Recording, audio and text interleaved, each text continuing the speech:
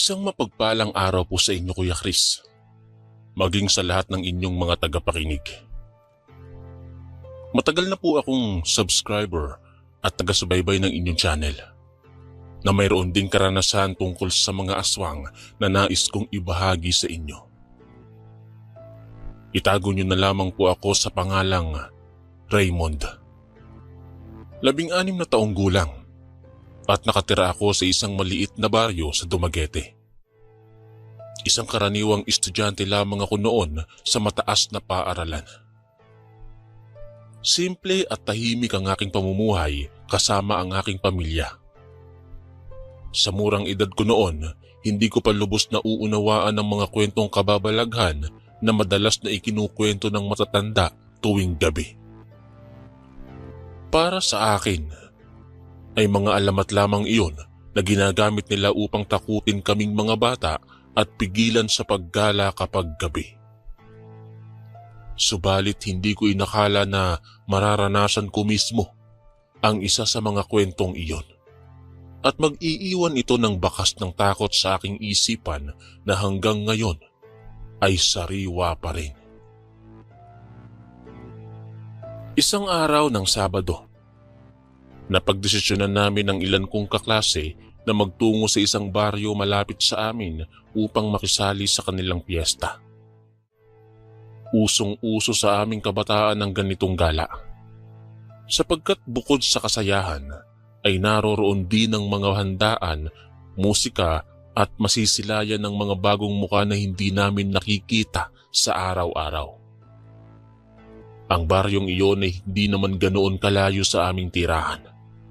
Ngunit hindi rin ganoon kadalas na may napapadpad doon mula sa aming lugar. Marahil dahil sa madilim at masukal na daan patungo roon. Gayunpaman, dahil sa kabataan at kuryosidad, hindi iyon naging hadlang sa aming pagpunta.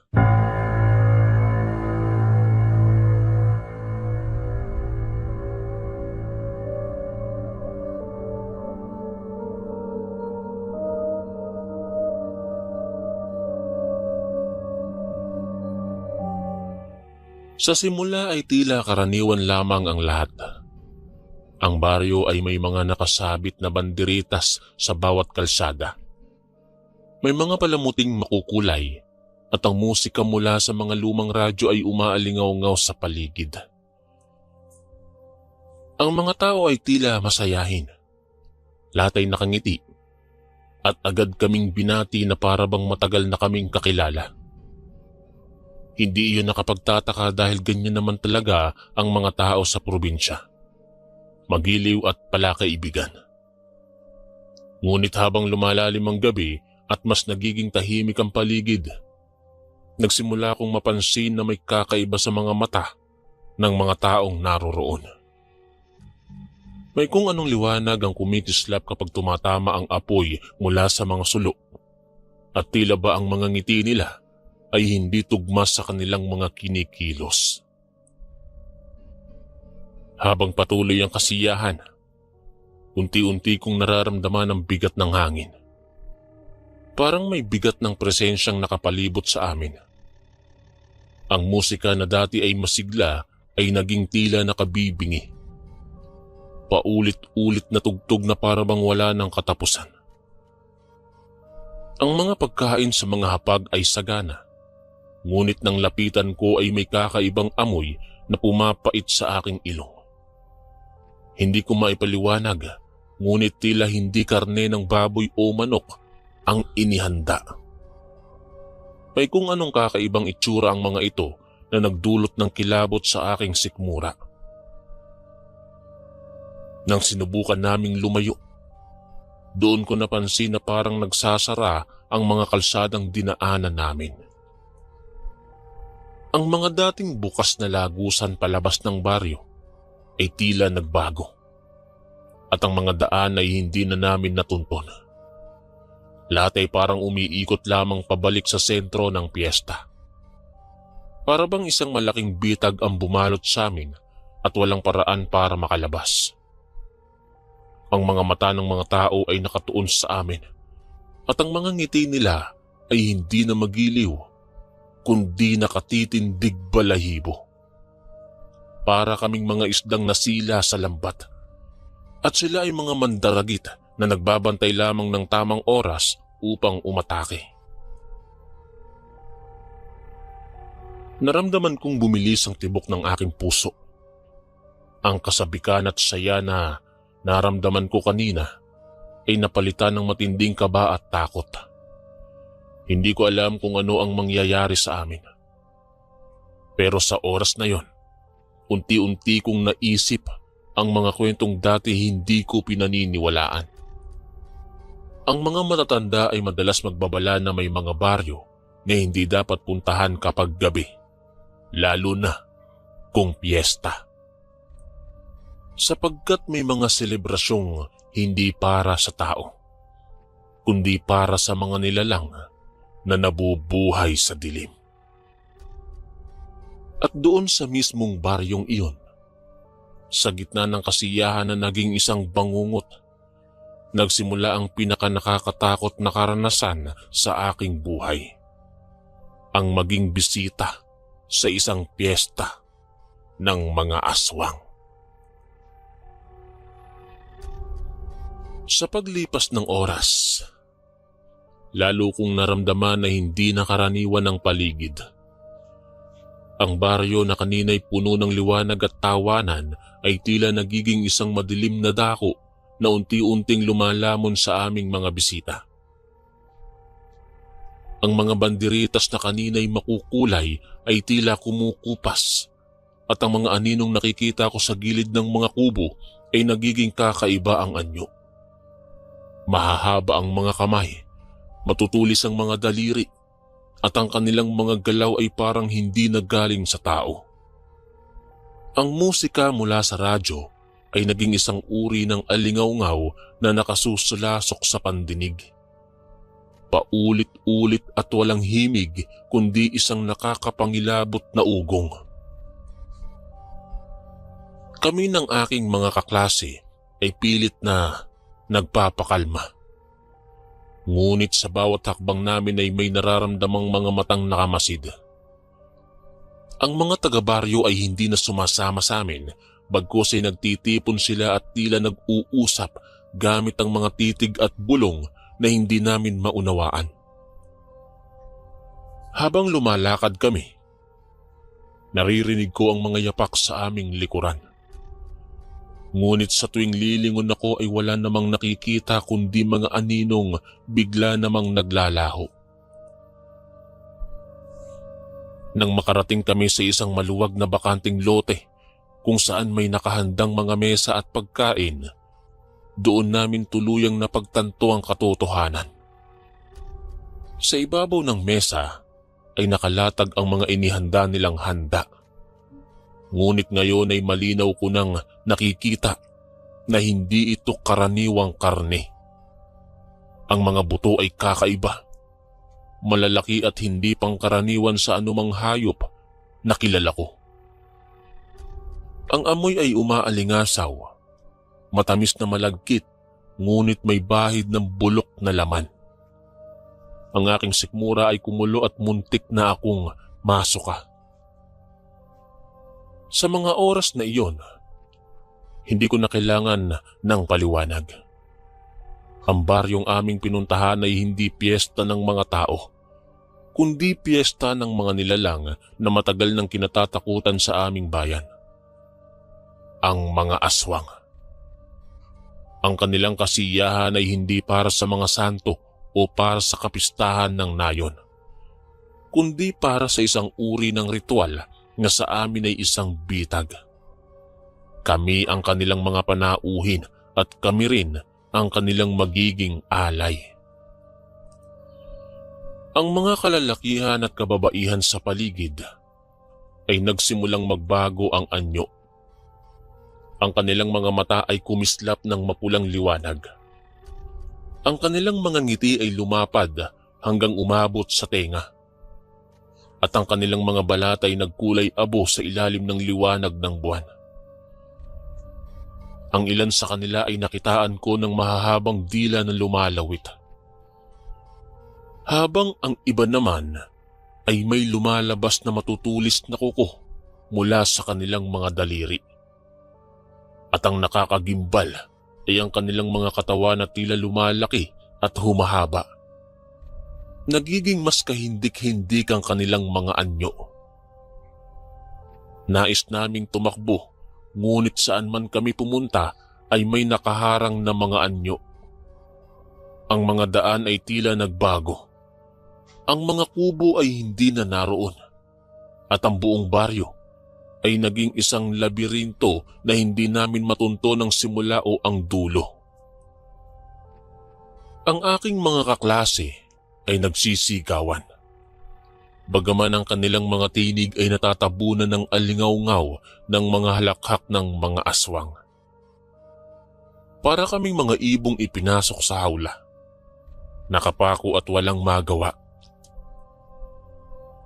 Habang unti-unti kaming nilalapitan ng mga nilalang, napansin ko ang kakaibang bigat ng hangin. Parang may enerhiyang bumabalot sa lugar. Isang uri ng sumpa na hindi makikita ng mga mata, ngunit ramdam ng kaluluwa. Ang aking mga tuhod ay nangangatog. Ang aking dibdib ay halos pumutok sa lakas ng kabog ng aking puso. Hindi ko alam kung paano kami makakaligtas, ngunit sa isipan ko ay nagdarasal ako ng paulit-ulit. Umaasa na may magaganap na milagro. Sa gitna ng kaguluhan, bigla ko napansin ang isang estrangherong nakaupo sa gilid ng entablado, na kanina'y wala roon. Nakasuot siya ng lumang barong at may daladalang maliit na sisidlan na nakasabit sa kanyang baywang. Ang kanyang presensya ay kakaiba. Tila hindi siya nababahala sa kaguluhan sa paligid. Ang kanyang mga mata ay seryoso at sa bawat kilos niya ay may otoridad na hindi matatawaran.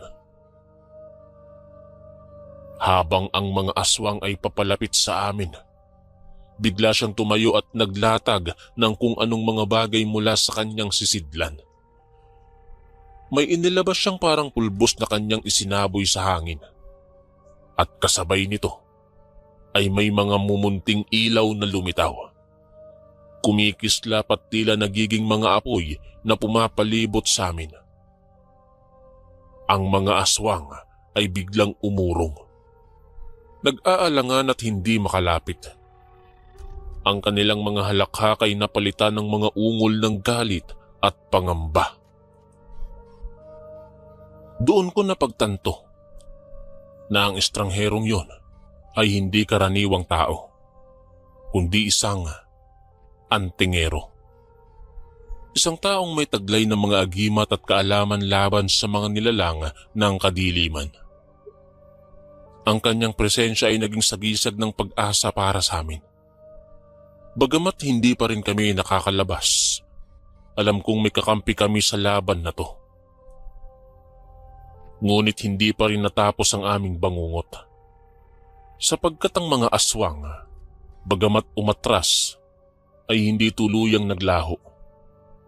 Sila'y nagmamasid pa rin, nag-aabang ng tamang pagkakataon at alam kong hindi sila basta-basta susuko. Lalo na't naroon na kami sa kanilang pugad. Ang baryo ay nanatiling parang isang kulungan na hindi namin matakasan. Ang mga kalsada ay nananatiling paikot-ikot. Ang mga kubo ay parang nagiging anino na naglalaho kapag nilalapitan.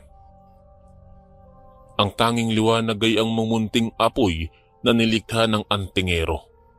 At yun lamang ang humaharang sa mga nilalang upang tuluyang wag sumalakay.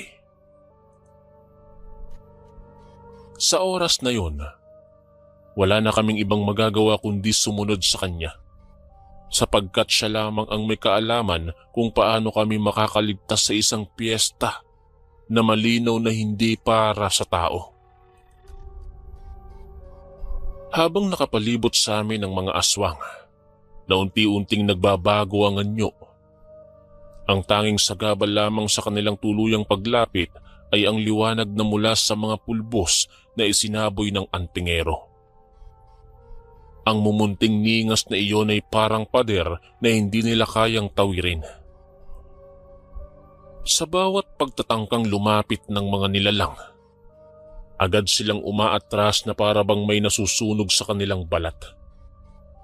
Doon ko lalong napagtanto ang kapangyarihang dala ng aming bagong kasama. Ngunit kasabay ng pag-asa ay dumating ang pangamba. Sapagkat kung ganoon kalakas ang puwersa ng mga aswang, paano kami makakatakas kung sila'y magtutulungan? Tahimik naming sinunda ng antingero. Ang kanyang bawat galaw ay maingat.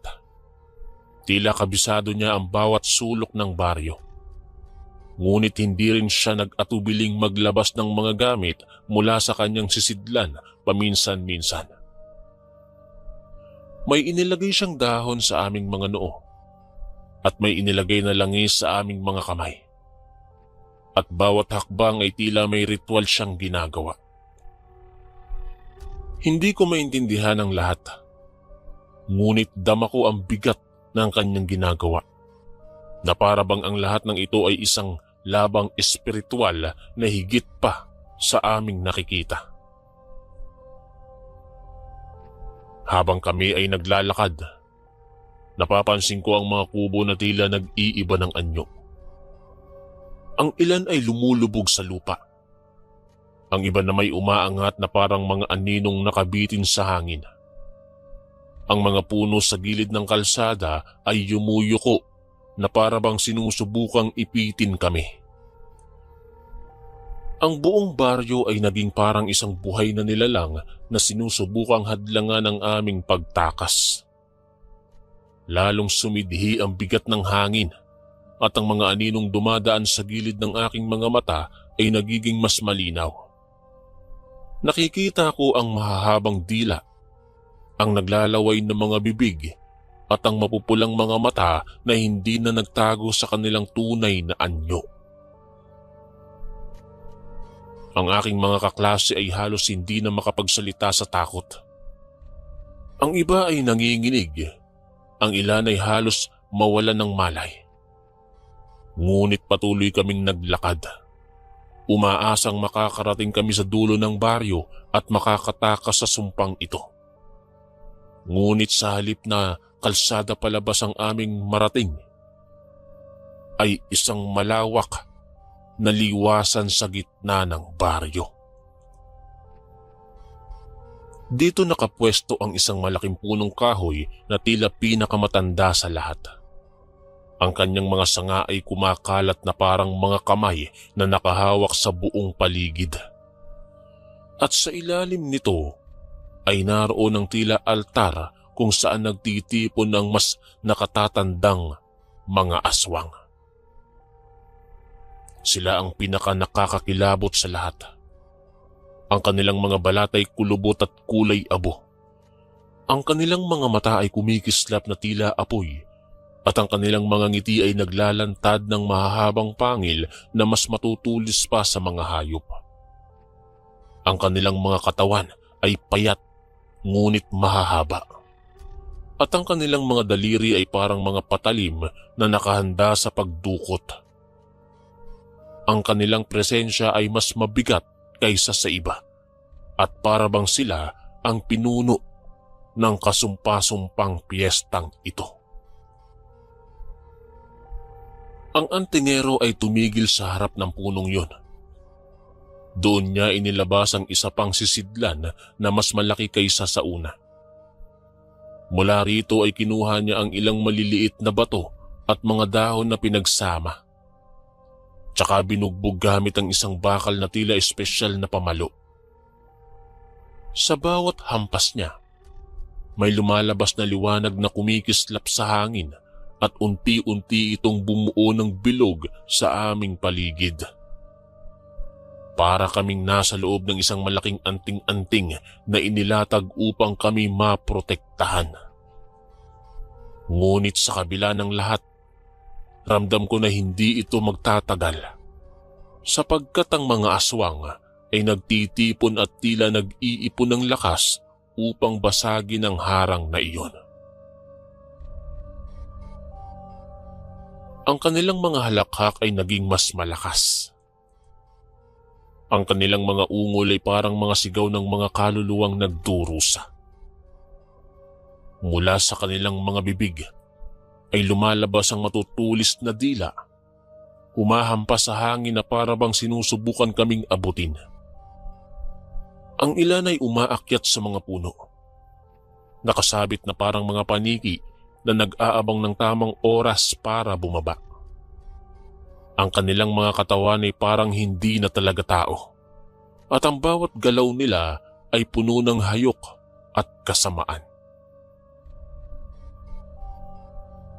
Ang antingero ay nagpatuloy sa kanyang ginagawa. Ang kanyang mga kamay ay gumagalaw ng mabilis. Parang may sinusulat sa hangin gamit ang mga alikabok na mula sa kanyang pulbos. Sa bawat igpaw ng kanyang kamay ay lumilitaw ang mga hugis na hindi ko kilala. Mga simbolong kumikislap at biglang naglalaho. Ang mga ito'y tila mga pananggalang laban sa madidilim na puwersa. Ngunit ramdam ko ang hirap sa kanyang katawan, sapagkat ang kanyang pawis ay dumadaloy at ang kanyang muka ay nagiging maputla. Habang nakikita ko ang lahat ng iyon, unti-unting bumabalik sa isip ko ang mga babala ng matatanda sa aming baryo. Madalas nilang sabihin na may mga lugar na hindi dapat pinapasok at may mga piyesta na hindi para sa atin. Noon, hindi ko iyon pinapansin. Para sa akin ay katang-isip lamang ang lahat, ngunit ngayong nasasaksihan ko ang kababalaghan mismo, ramdam ko ang bigat ng kanilang mga salita. Ang aming pagkakamali ay ang pagiging kampante at ang labis na kuryosidad na nagdala sa amin dito. Sa gitna ng aking takot, napansin ko ang kakaibang reaksyon ng mga aswang.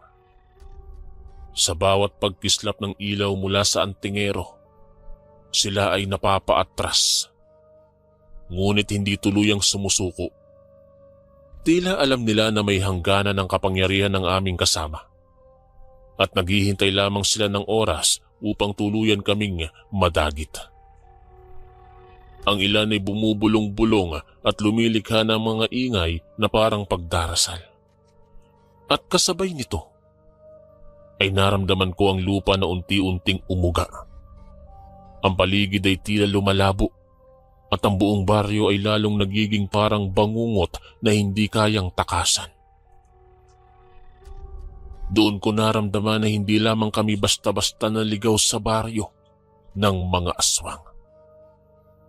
Ang lugar na ito ay isang bitag na matagal nang inihanda para sa mga tulad naming walang alam. At kung hindi kami matutulungan ng tuluyan ng antingero, tiyak na kami ay magiging bahagi ng kanilang handaan. Ngunit sa gitna ng lahat ng kaguluhan, hindi pa rin nawawala ang munting liwanag na inilatag ng antingero. At yun lamang ang aming sandigan. Ang tanging pag-asa na maaaring magdala sa amin palabas ng dilim. Habang kami ay nakapaloob sa bilog ng liwanag na nilikha ng antingero, ramdam ko ang panghihina ng kanyang kapangyarihan. Ang mga mumunting ningas na kanina'y maliwanag ay unti-unti nang kumukupas at ang hangin sa paligid ay lumalamig na tila may dumadaloy na kamatayan. Ang mga aswang ay patuloy sa kanilang paglapit. At sa bawat yugto ng kanilang pagtitipon, lalong lumalakas ang kanilang presensya.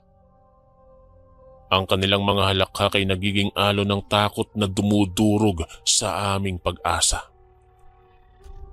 Sa kabila ng lahat, pinipilit kong manatiling matatag. Bagaman ang aking mga tuhod ay nanginginig at ang dibdib ko ay tila sasabog sa kaba. Nakita ko kung paano nagtipon ng mga pinakamatatandang aswang sa paligid ng punong kahoy na nagsilbing altar. Ang kanilang mga katawan ay halos hindi na maihalin tulad sa tao. Ang kanilang mga balat ay tila nanigas at nagkulay abo.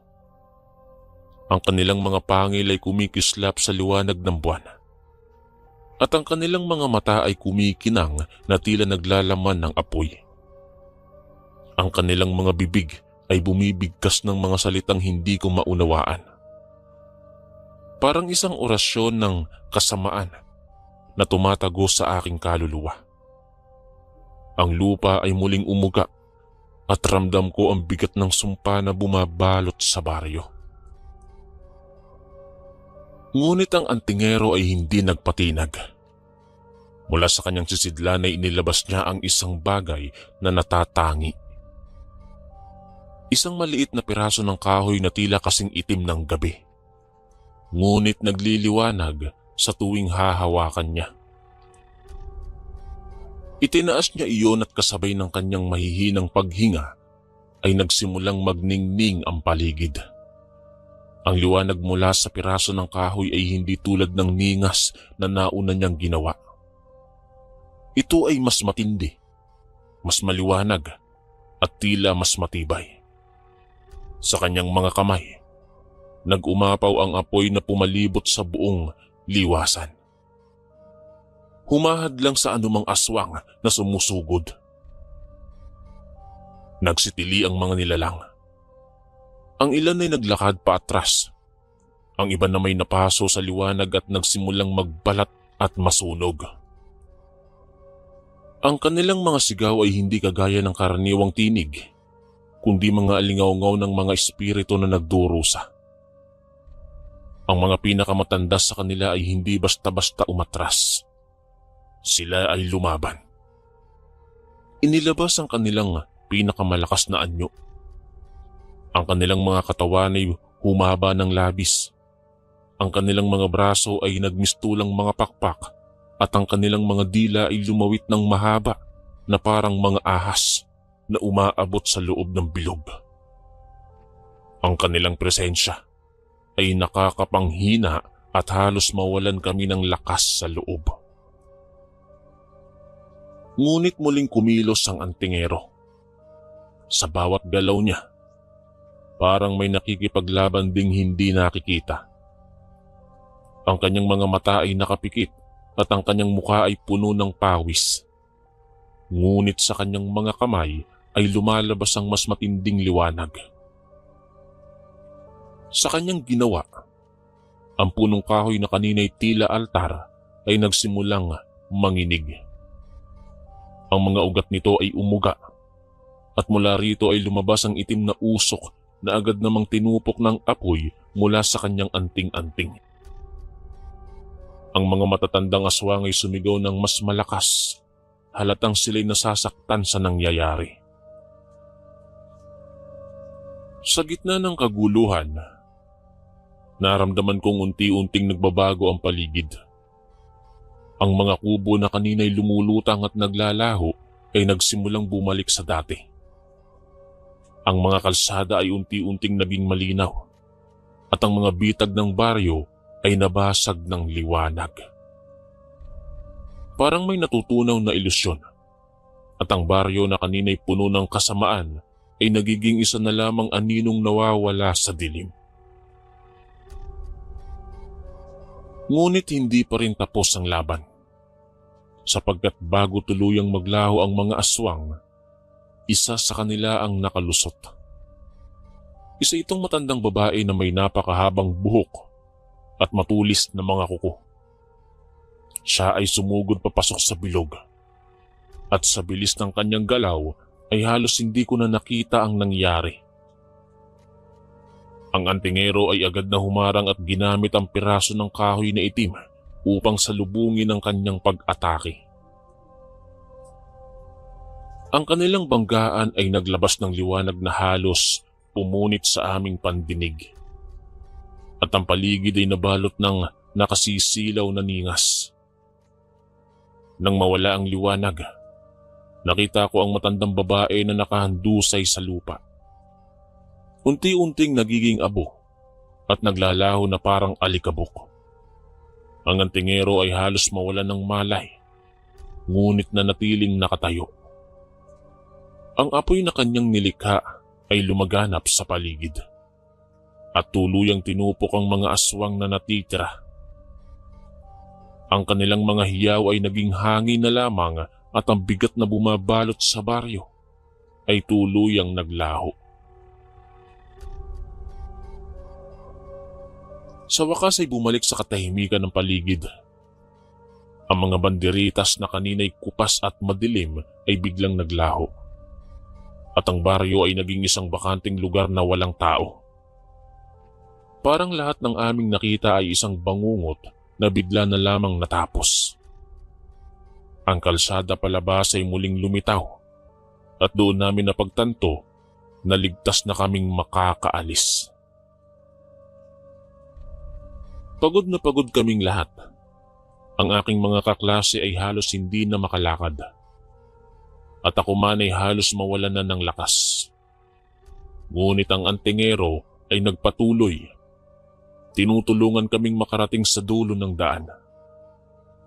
Sa kabila ng kanyang kahinaan, siya ang naging dahilan kung bakit kami nakaligtas sa isang gabing puno ng kasamaan.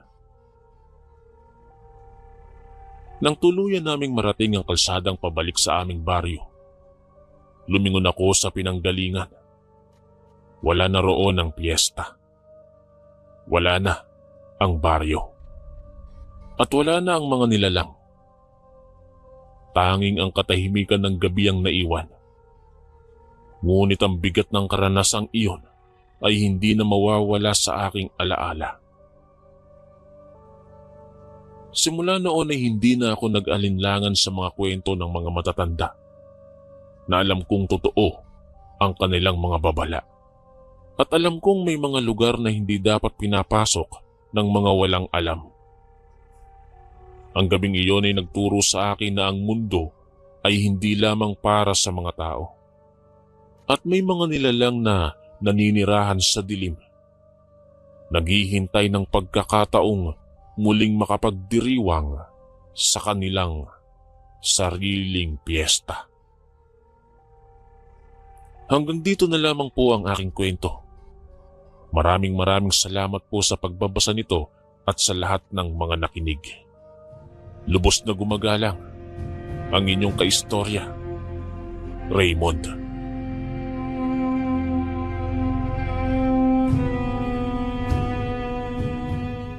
Magandang umaga, Kuya Chris. Tawagin niyo na lang po ako sa pangalang Jason. Ako po ay 30 anyos. Isa po ako sa mga suking tagapakinig ng inyong channel. Ang totoo po niyan, marami na akong naririnig na mga kwentong kababalaghan mula sa inyo. Mula sa kwentong aswang, multo, engkanto at lahat ng klase ng elementong nandito sa ating mundo ay nakilala ko at nalaman nang dahil sa mga channel na katulad ng sa inyo. Kaya naman pati mga kakilala ko ay nagawa kong ayain na pakinggan ang bawat istoryang pinapalabas ninyo. Tunay nga pong kapanapanabik ang mga kababalaghan na maghahatid sa amin ng sindak at aral sa bawat katatakutang nararanasan namin. Sumulat po ako sa inyo para sana'y ibahagi itong aking maikling kwento na matagal ko nang tinatago. Mahirap kasing ilihim ang mga bagay na alam ko namang balang araw ay malalaman din ng iba at ipapakalat sa mga kasamahan nila. Sa sobrang dami ng sekreto sa mundo, maganda man o hindi, ay wala nang ipinagkaiba ito sa mga suliranin na kailangang ipaalam sa iba para kahit papaano ay mapag-usapan.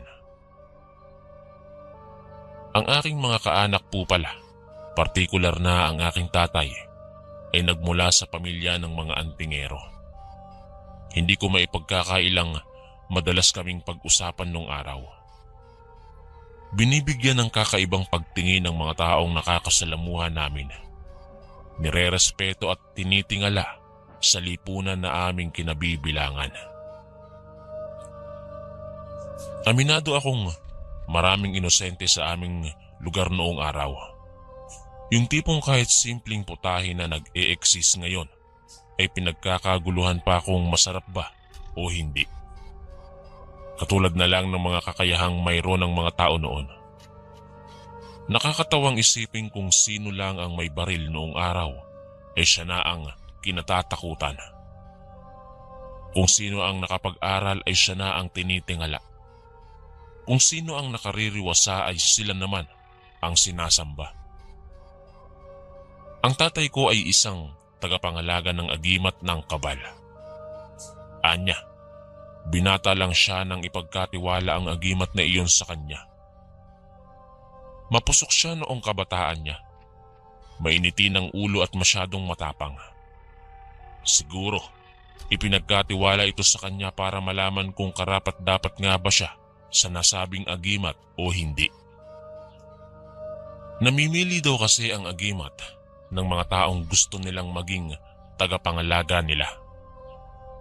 Isinasa ilalim nila ang bawat taong gusto nila sa mga mahihirap na pagsubok na magpapalakas ng kanilang tunay na ugali, tapang at taglay na katalinuhan sa pakikipaglaban. Kwento sa akin ni tatay, uso ang mga nakawan noong kabataan niya. Marami sa mga tao ang nabiktima dahil ang mga taong tinatawag na magahat noong araw ang tinaguriang mababagsik pa sa mga kriminal. Kakaiba sila kung magnakaw. Hinahaluan ng pang-aabuso sa mga taong pinagnanakawan nila at ang pinakamasaklap ay pinapatay ang mga ito. Sila pa ang madalas na nagiging pasimuno ng bawat gulo sa nayon. Hindi sila nagbabait-baitan at mahilig sila sa pambubuli. Kaya naman walang may gustong makasalamuha ang mga taong kagaya nila. Mabuti na lang daw, isang tanod ang aking lolo. Protektado naman sila kahit papano. May katigasan nga lang daw ang ulo ni tatay noon. Kahit hindi pinapayagang lumabas ay lalabas pa rin. Kahit pinagbabawalang gumala ay gagala pa rin. Kapag napapagalitan ay tila bingi na lalabas lang at magpapatuloy sa gusto niyang gawin. Kahit na alam niyang hindi na ito kalugod-lugod sa mga mata ng kanyang mga magulang. Marami ang mga magulang sa nayon na iniiwasan si tatay na maging kaibigan ng kanilang mga anak. Makita pa lang nila ang mga ito na kasama si tatay ay nanggagalaitin na sa galit ang mga magulang. Hindi na tuloy siya naging isang magandang ehemplo ng ibang bata noon sa aming lugar. Tingin nila sa aking ama ay nananakit at mapang-abuso. Kahit sa totoo lang ay hindi naman talaga. Aminado naman si tatay na may katigasan ng kanyang ulo at madalas silang hindi magkasundo ni lolo, pero hindi naman siya umaabot sa punto na ipinapahiya siya nito. Gayunpaman, hindi naman siya lumalayo kapag pinipili niyang gumala. Kontento na siya sa pananatili sa kagubatan habang pinagmamasdan ng magagandang tanawin doon. May napakagandang batis na napapalibutan ng makulay na bulaklak, mga batuhang makikinis at may magagaspang.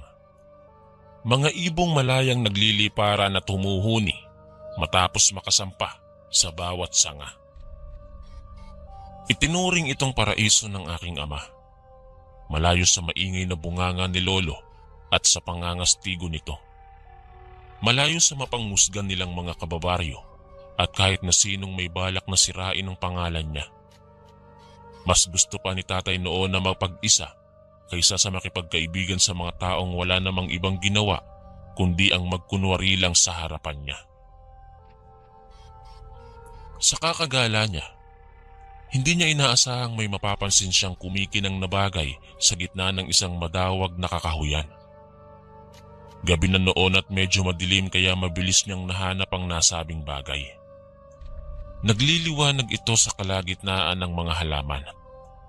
Nakasabit ito sa sanga at mukhang mamahalin kaya sinubukan niya itong kunin. Medyo nahirapan siya sa pag-akyat na kaagad naman niyang naremedyohan. Mabuti na lang at sanay si tatay umakyat ng puno ng buko, kaya kahit papaano ay kaya niyang akyatin ang nasabing malaking sanga.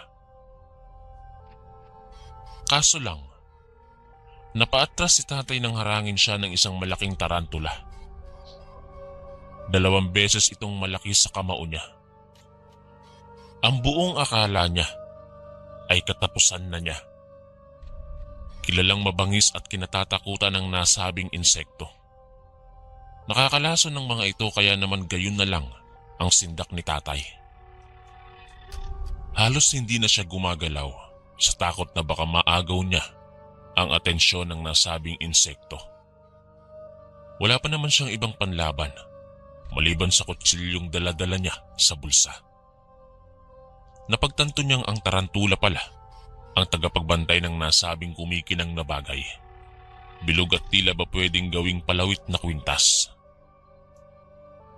Napalunok siya nang makita ang taba at laki ng tarantula. Kaya siya nitong kagatin at patayin sa isang iglap lang. Ikinalma niya ang kanyang sarili. Dahil mabilis namang mag-isip si tatay, nakahanap kaagad siya ng paraan para malinlang niya ang nasabing malaking insekto. Ginawa niya ang paraan para malabanan nito habang kinukuha ang kumikinang na bagay na iyon. Nang magtagumpay si tatay, ginawa niyang pendant ang natagpuan at kinabit sa kwintas, tsaka isinuot sa kanyang leeg na parang tropeyo. Wala siyang pinagsabihan tungkol sa bagay na natagpuan niya sa takot na mahusgahan ng mga tao sa kanila. Hindi pa niya alam na ang natagpuan niya ay agimat ng kabal. Isang uri ng agimat na sino man ang may suot ay hindi kailanman tatabla ng talim ng kahit na anong sandata, kagaya ng kutsilyo, bolo o samurai. Kailangan nga lang ay huwag abusuhin ang taglay nitong kakayahan dahil nawawalan din ito ng bisa kapag ang isang taong tagapangalaga nito ay may sinuway na batas na mayroon ng isang agimat. Nadiskubre niyang isa pala itong kabal nang magkaroon ng kaguluhan sa palengke kung saan napadaan lang siya. May ginang na sumisigaw ng hablutin ng isang magnanakaw ang hawak niyang bayong. Alam ni tatay na napakadelikado ng magnanakaw dahil may hawak itong patalim, pero hindi niya maintindihan ang kanyang sarili kung bakit humarang siya sa daraanan nito imbis na hayaan niya itong makatakas. Pinandilatan siya ng mga mata ng lalaki at saka hinugot ang dala nitong kutsilyo. Bago pa man siya makagalaw, nagsigawan na ang lahat ng tao nang saksakin siya bigla ng lalaki sabay karipas ng takbo. Naiwan siyang nagulat at hindi makapagsalita habang hawak ang kutsilyong ni hindi man lang bumaon sa kanyang tiyan at ni hindi man lang siya nasugatan. Napasingap si tatay at dali-daling umalis sa lugar na yon. Nagtungo siya sa kagubatan at isinabit sa isang kakahuyan ng agimat niya tsaka sinubukang pagsasaksakin ng kahoy gamit ang kutsilyo. Ikinagulat niya ng husto ang nasaksihan. Ni hindi man lang nagalusan ng matandang kahoy na pinagsasaksak niya. Sa halip, ang kutsilyo ang naputol na animoy hindi kayang sugatan ng katawan ng malaking punong kahoy. Dito na napagtanto ni tatay na hindi biro ang kakayahang taglay ng kanyang agimat. Nagsimula siyang magtanong-tanong sa mga matatanda tungkol sa kabal. Pero kahit kailan, hindi niya ipinagtapat ang katotohanan ng siya man ay tagapangalaga ng agimat. Napag-alaman niyang ang nasabing anting-anting ay nagmula pa sa mga bayaning ninuno noong unang panahon. Karamihan daw kasi sa mga tagong kayamanan ay mga kaluluwa ng sinaunang bayani ang nagsisilbing tagapagbantay. Minsan, sadyang nagpapakita ang mga nasabing agimat para ipagkatiwala sa mga taong karapat-dapat para mapakinabangan. Ito ang dahilan kung bakit napunta kay tatay ang agimat ng kabal. Mabuti na lang, ginamit niya ito sa kabutihan. Hindi na mabilang kung ilang beses nang nakaligtas ng buhay si tatay sa aming lugar. Ito ang dahilan kung bakit kay laki ng respeto ng mga tao sa kanya sa kabila ng pagiging simple ng aming pamilya. Nang makilala niya ang aking ina, nanatiling tagapangalaga si tatay ng kabal. Ilang beses na niya itong isinauli kung saan niya ito nahanap, pero palagi pa din itong bumabalik sa kanyang posisyon. Hindi man lang siya nilulubayan ng kabal kaya naisip niyang hindi pa siguro panahon para iwanan niya ang pagiging antingero. Ginawa niya ang lahat para maging mabuting asawa at tagapangalaga ng anting-anting. Nang magbuntis nga si nanay at isinilang ako, tila nabawasan na ang angking kakayahan ni tatay sa pakikipaglaban. May mga panahong nagpapahiwatig ang anting-anting na nangangailangan ito ng mas malakas at mas batang tagapangalaga. Mabilis na lumipas ang panahon at tumatanda na si tatay. Nang ipagdiwang ko ang aking ika-21 kaarawan, kinausap ako ng masinsinan ni tatay.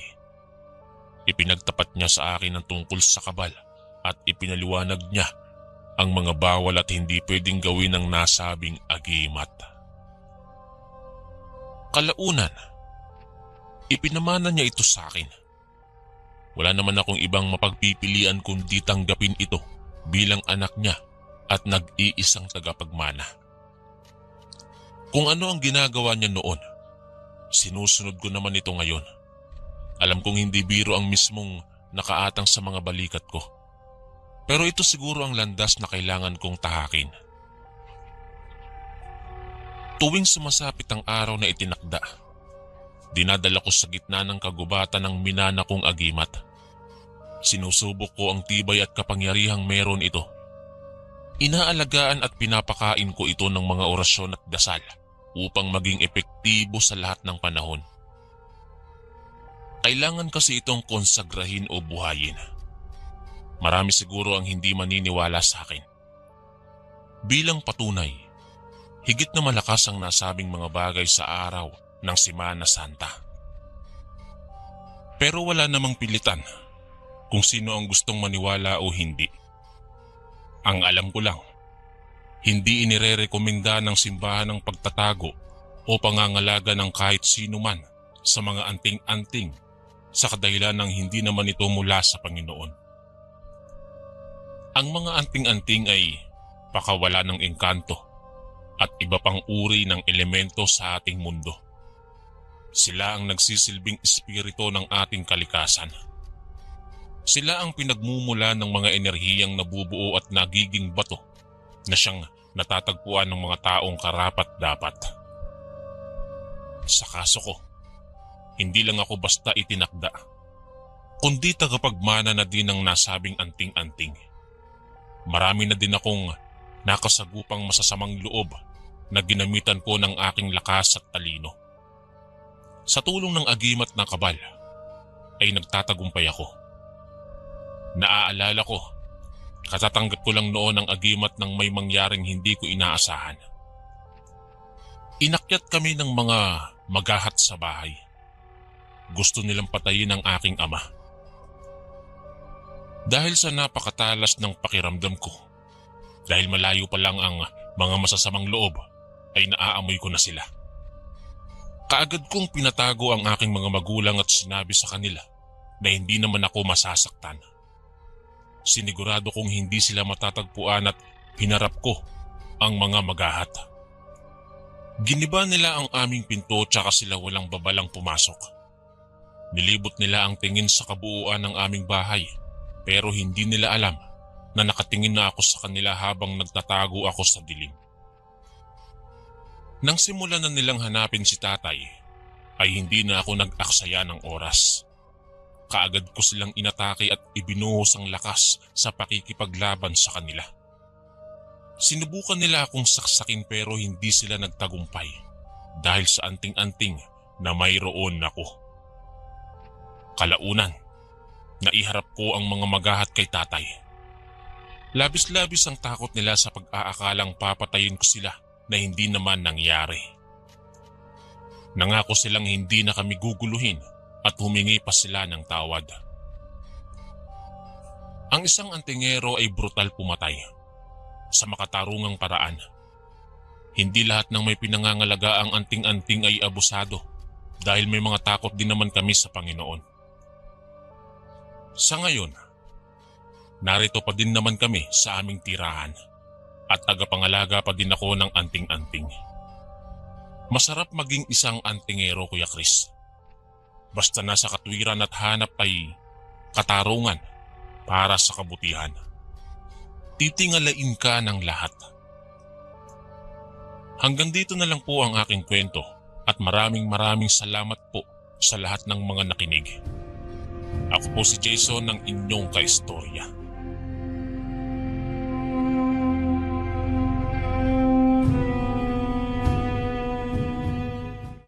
Mapagpalang araw, Kuya Chris.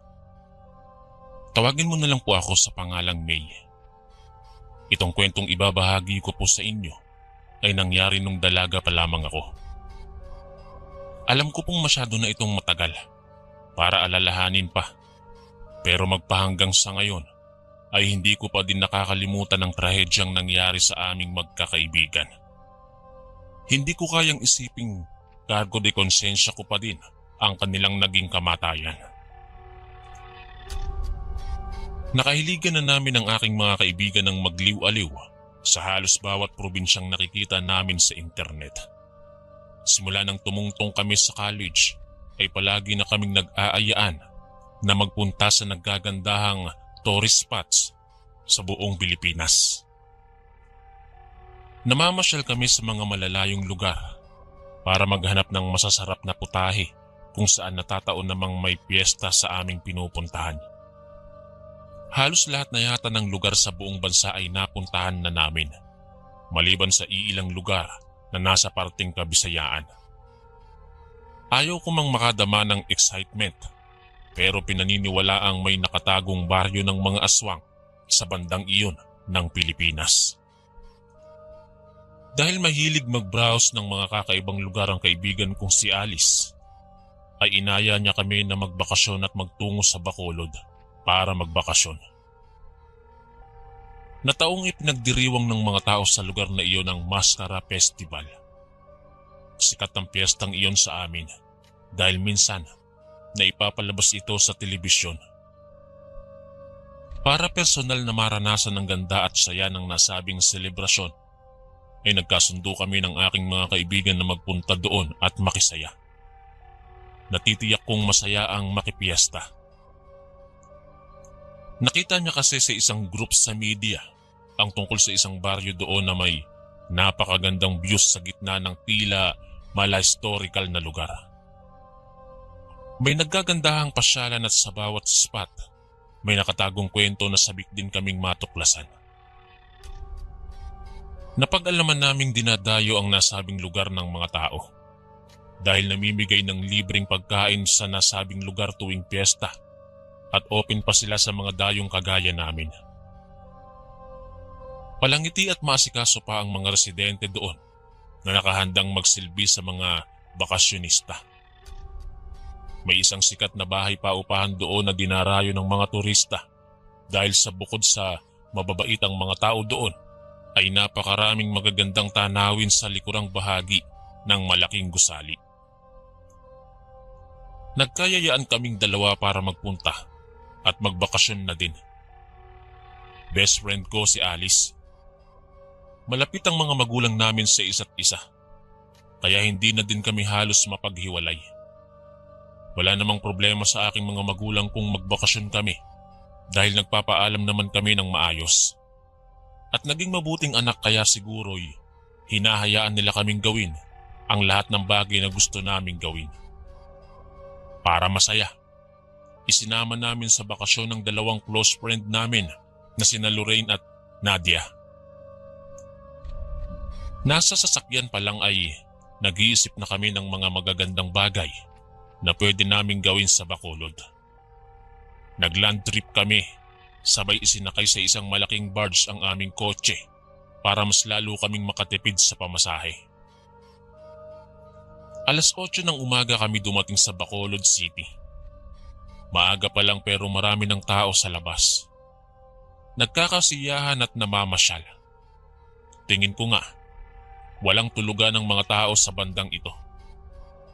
Naisip naming dumiretso sa bahay paupahan para makapagpahinga mula sa mahabang biyahe.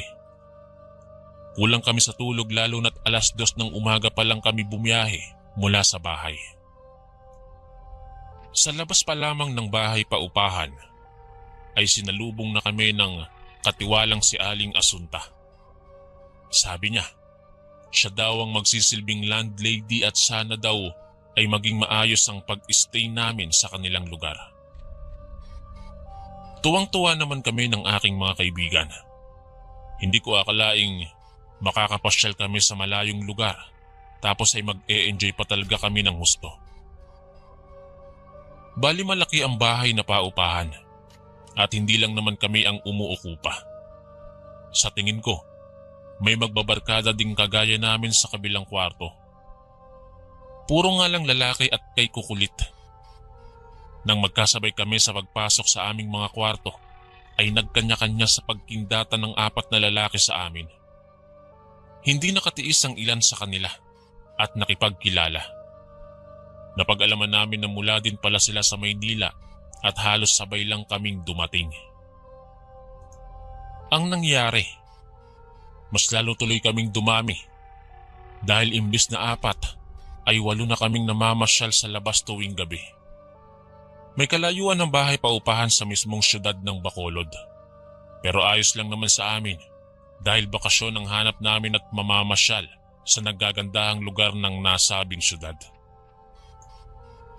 Bago pumasok ay sinenyosan ako ni Alice na iba raw ang kutob niya sa bahay na pinasukan namin. Nagpepiesta din ang mga ito at mukhang abala pero napansin ko din na tila bingi ang mga tao sa lugar na to. Imbis na plano kong mag-enjoy ay hindi ko magawa. Para kasing bigla akong kinabahan kapag napapalingon sa amin ng iba sa mga nagtatrabaho sa bahay paupahan.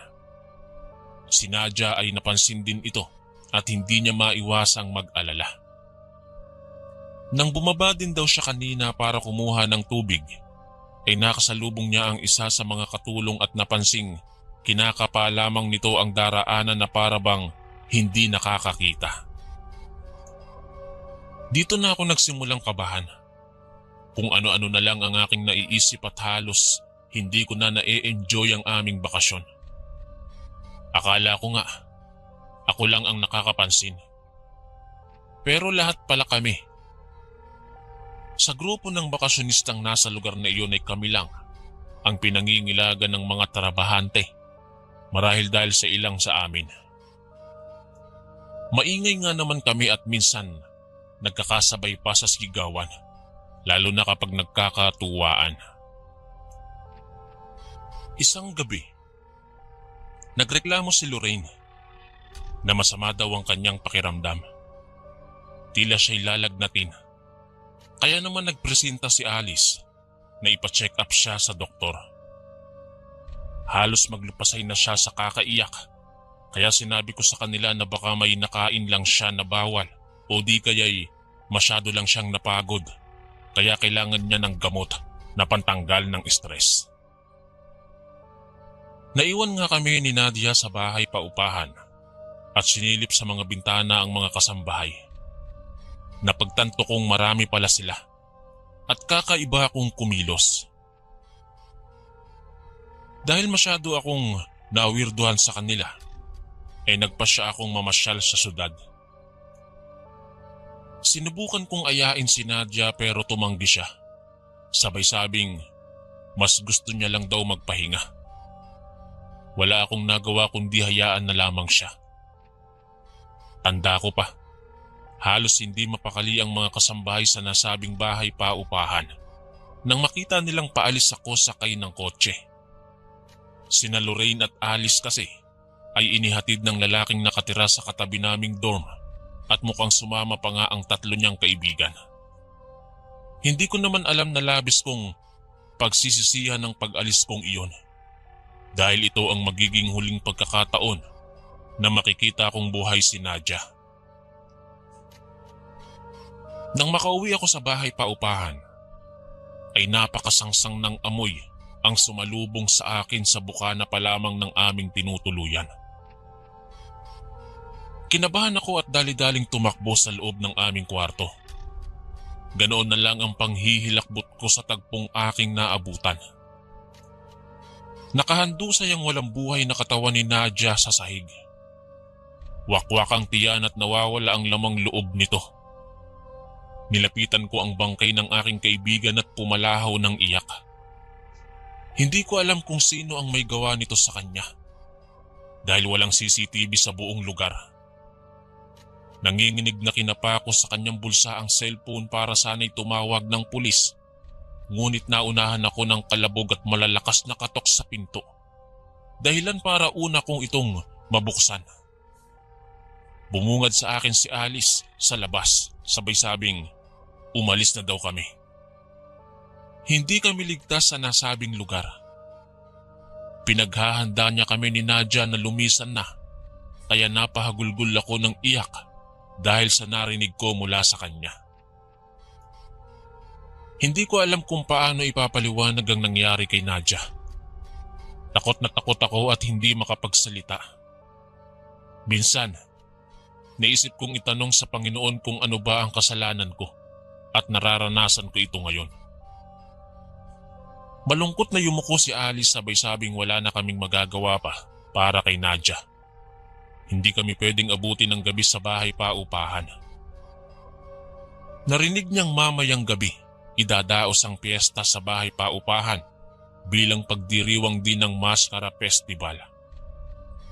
Ayon pa sa nalaman niya, magtatanggal daw ng maskara ang mga tao sa bahay na ito dahil lahat pala sila ay nagbabalat kayo lang. Gusto ko mang magtanong, hindi na niya ako binigyan ng pagkakataon. Mga personal na gamit kagaya ng cellphone, identification card at pera lang ang dinala namin.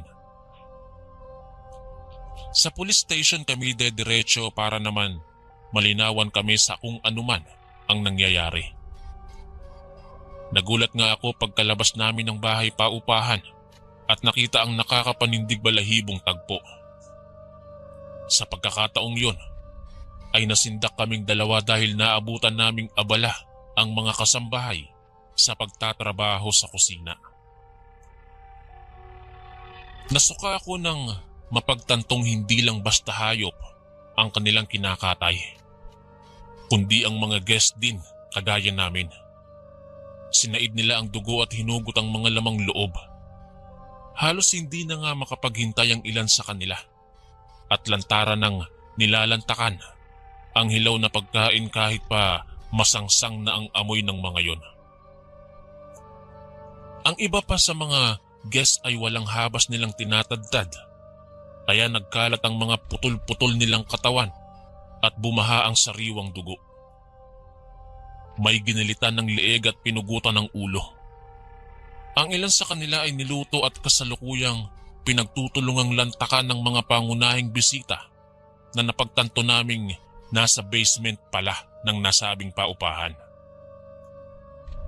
Nalaman namin ang tungkol doon dahil ayon kay Alice, bago pa man siya makaakyat sa taas, ay una siyang sumabay sa mga taong sabik na pumapasok sa basement.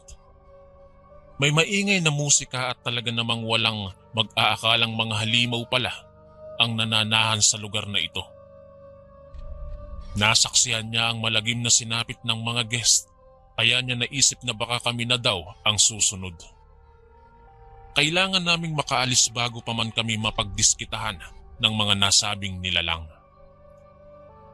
Ang nakakahindik pa doon, ilan lang sa mga kasambahayang nagbago ng anyo, pero ang karamihan sa kanila ay tila ba cannibals, naabala sa paglantak ng walang panghihinayang, ni walang pandidiri at hindi nagbabago ng kanilang mga anyo. Taranta kaming napabalik ni Alice sa taas at nag-iyakan.